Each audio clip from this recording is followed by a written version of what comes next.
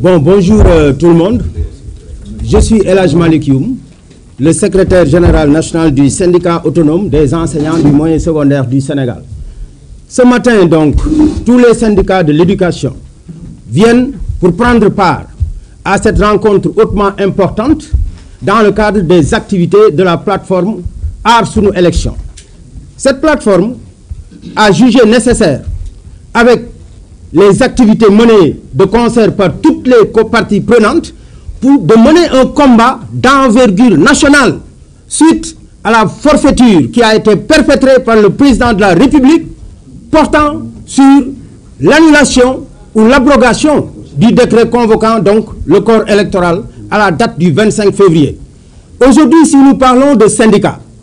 d'enseignants, naturellement, nous faisons allusion à la partie la plus importante de la société sénégalaise, parce qu'il s'agit naturellement du système éducatif qui n'intéresse pas moins de la moitié de la population sénégalaise. Et c'est à cet effet-là que nous sommes là pour dire non à la forfaiture, pour dire non à la violation donc de la charte fondamentale de notre pays et pour appeler tous les enseignants du Sénégal à la mobilisation pour porter le combat contre donc cette forfaiture qui n'aura comme conséquence que d'installer notre pays dans une instabilité dont nous ne mesurons point les conséquences. Et c'est pourquoi aussi nous sommes là pour demander à tous les autres syndicats de tous les autres secteurs de comprendre que le combat que nous devons mener n'est pas un combat sectoriel, mais un combat multisectoriel. Parce que la charte fondamentale de ce pays-là n'intéresse pas un seul secteur. Ça intéresse tous les secteurs d'activité. Et donc, nous lançons un appel à la synergie des forces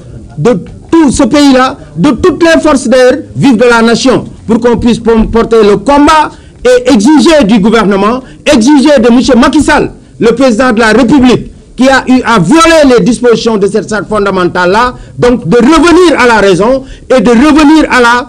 normalité constitutionnelle afin qu'on puisse accepter de dérouler ce que nous appelons le calendrier républicain et qu'on puisse accepter aussi de rester dans la légalité et de respecter les principes de l'état de droit.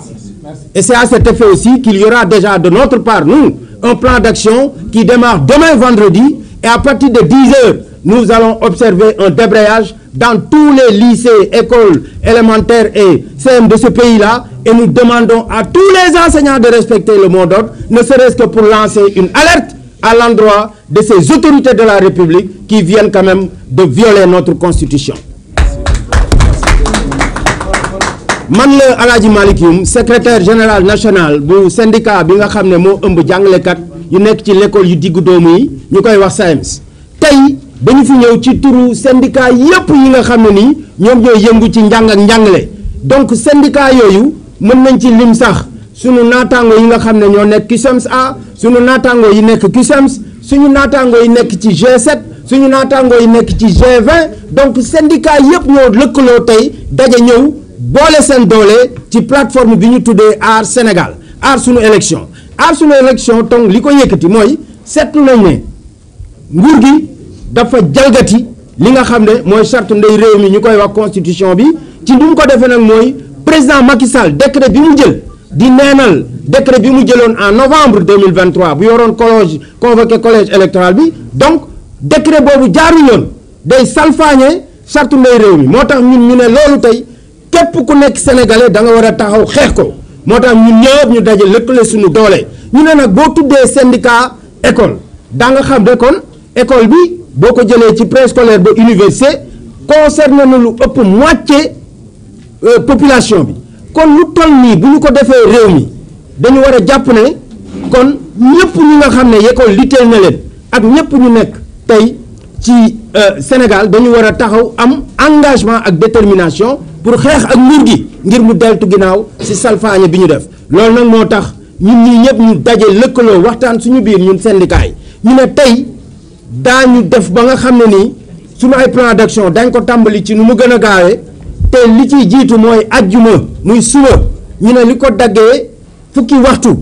dañuy wax jàngalekatu Sénégal yépp bu ci kenn fas xànc ak morom ma ne ñëpp toog banque seeni yoxo won nguur gi ne ànduñu ci li mu def tey ànduñ ci suba te duñ ci ànd ginnaaw suba li ñu bëgg nag mooy ñu respecter calendrier électoral bi ñu continuer ni mu tàmbalee woon pour dem ci élection ak jàmm ak salaam à la date du 25 février 2024 loolu mooy li nga xam ne moom la ñuy xaar ci nguur gi waaye du ñu nangu li nga xam ne mooy forfaiture bi ñu ngi leen di gërëm di leen sant. Merci, merci Cheikh, merci El Hadji.